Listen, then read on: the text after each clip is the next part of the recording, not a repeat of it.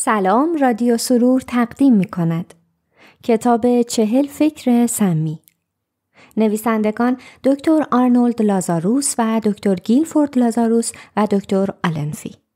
مترجمان شمس‌الدین حسینی و الهام آرامنیا.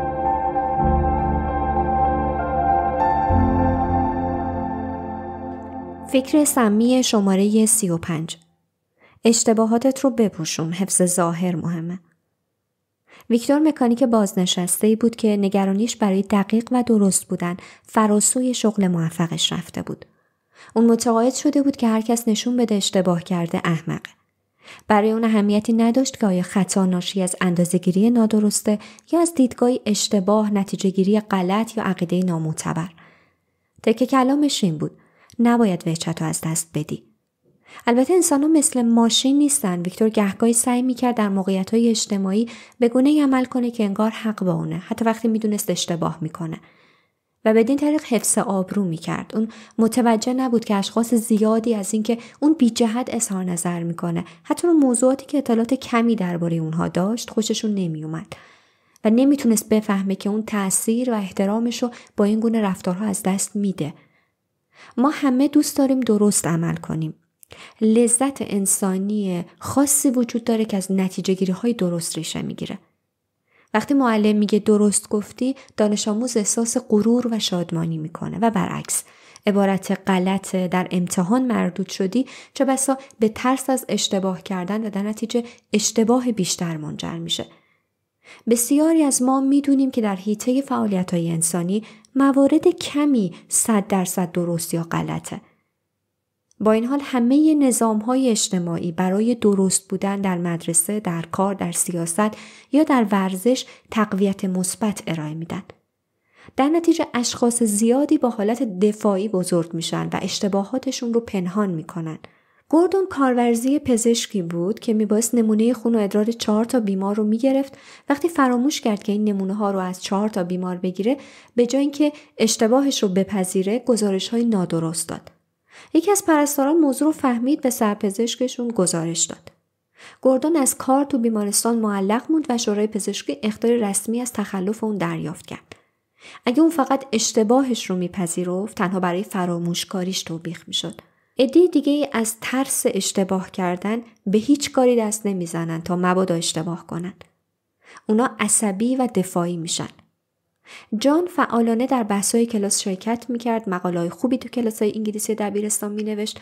وقتی به کالج رفت و اولین کلاس انگلیسیش به دلیل ترس از اینکه جلوی همکلاسیاش که از اون بهتر آمادگی داشتن اشتباه نکنه، تا حدودی نتونست بنویسه نه صحبت کنه. پذیرش عقیده من درست میگم تو اشتباه می‌کنی غیر عاقلانه است. ممکنه به این طریق در برخوردهای زیادی برنده شیم، اما در نهایت نبرد رو خواهیم باخت. برخی اشخاص نه تنها همیشه اصرار دارن که حق با اونها باشه و درست بگن، بلکه وقتی در یه بحث برنده میشن احساس غرور میکنن. اشخاصی که بدین طریق رفتار میکنن غیر قابل تحمل نامیده میشن. پاسخهای همیشگیشون دیگران رو از اونها جدا میکنه.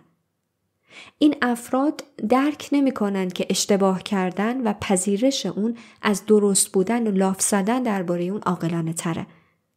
اگه فرد غیر قابل تحملی شما رو بابت اشتباهاتتون تحقیر کرد، باید درک کنید که اون مشکل داره. در واقع مردم اغلب از کسانی که به شدت نیاز دارن حق با اونها باشه و پیوسته سعی میکنن ثابت کنن بر حق هستن و درست میگن، کناره‌گیری میکنن. ما ازدواج‌های زیادی رو دیدیم که چون زن و شوهر هر دو اصرار داشتن که حق با اونا، از هم پاشیده. در واقع وقتی اونها بتونن ثابت کنن که همسرشون مرتکب اشتباهی شده، پیوسته اون رو به رخ اون میکشن. این رفتار به ندرت عشق و صمیمیت رو ارتقا میده. در واقع فضای رقابتی و دفاعی خلق میکنه و فاصله‌ای که بین زن و مرد به وجود میاد، در نهایت میتونه زندگی اونها رو تخریب کنه. نکته مهم اینه که درک کنید هر کسی جایز الخطاه. هر کسی اشتباه میکنه و هر آدمی گهگاهی نادرست عمل میکنه. وقتی اشتباه میکنید اون رو مخفی نکنید تا در ظاهر درست جلوه کنید. در واقع بیشتر اوقات بهتره به اشتباهاتی که میکنید توجه نشون بدید. این عمل نه تنها شما رو قادر میسازه که از اشتباهاتتون بیاموزین، بلکه دیگران نیز شما رو انسان‌تر میبینن، اعتمادشون رو به دست میارین. پذیرش صادقانه معذرت میخوام، نمیدونم، اشتباه کردم شما رو احمق جلوه نمیده، بلکه باعث میشه از اعتماد و احترام دیگران برخوردار بشین. انکار یا پنهان کردن اشتباهات از رشد شخصی جلوگیری میکنه و پذیرش و یادگیری از اشتباهات اون رو ارتقا میده. باور مثبت مخالف این باور: هیچ کس کامل نیست. وقتی حق با توست به خودت افتخار کن. وقتی اشتباه میکنی اون رو بپذیر. تلقین‌های اصلاحی: عاقلانه نیست که وانمود کنی چیزی رو میدونی در حالی که نمیدونی. همه اشتباه میکنن. نکته مهم اینه که از اونها بیاموزی. اشتباهات فرصت‌هایی برای رشد شخصی هستن، نه علامت حماقت یا ضعف. همیشه حق داشتن و ادعای این که همه چیزو میدونی دوستی و صمیمیت رو تضعیف میکنه. پنهان کردن اشتباهات و وانمود کردن به این که همه چیز رو میدونی آشکار کننده احساس ناامنیه و مانع یادگیری میشه. اینکه خوشحال باشی مهمتر از اینه که حق با تو باشه.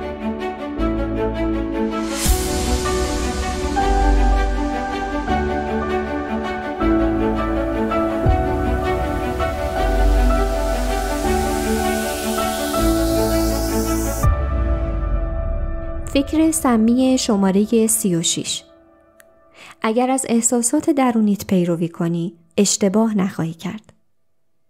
اریکا همیشه به احساسات درونیش اعتماد میکرد. وقتی لن، یکی از دوستان اون که همکارش هم بود، در سالن بدون که سلام کنه از کنارش گذشت، اریکا ناراحت و عصبانی شد، چون احساسش به اون میگفت که اگه لن به راستی به اون اهمیت میداد سلام میکرد.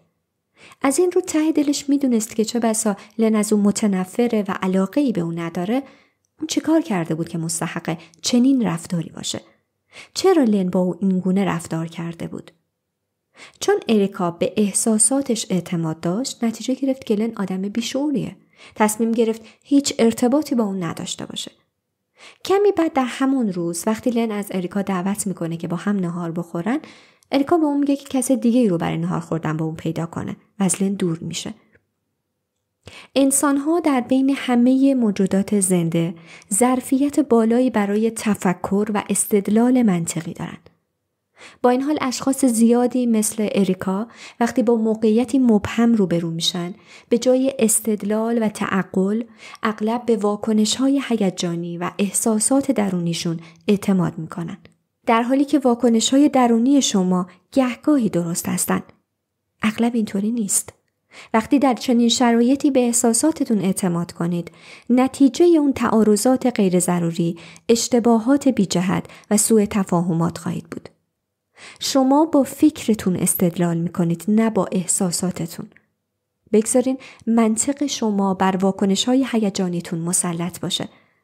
قبل از اینکه اجازه بدین احساسی به باور تبدیل بشه، شواهدی عقلانی رو جستجو کنید که بتونه از احساساتتون حمایت کنه. اشخاص زیادی به حلقه استدلال وارد میشن. برای تایید یا رد هر عقیده‌ای دو منبع وجود داره: پذیرش عقیده کسانی که به اونها احترام میگذارید و تجربه های واقعی خودتون. از این رو اگر اریکا از چند تن از همکارانی که مورد تایید و احترامش بودن میپرسید آیا لن از دست اون عصبانیه یا نه، شواهدی برای تایید یا رد احساساتش داشت. یا اگه احساساتش رو به طور مستقیم با لن در میان میگذاشت، شواهد قوی تری برای پذیرش یا رد احساسات درونیش به دست می آورد. قبل از اینکه به طور خودکار احساسات درونیتون رو واقعیت بدونید، به دنبال شواهدی برای تایید یا رد صحت اونها باشید. در واقع قبل از هر گونه نتیجه گیری به دنبال شواهد باشید. باور مثبت مخالف این باور: احساسات درونیت ممکنه اشتباه باشن. قبل از هر اقدامی شواهد معتبر رو پیدا کن. تلقین‌های اصلاحی: فکر یا احساس آدم خود واقعیت نیست.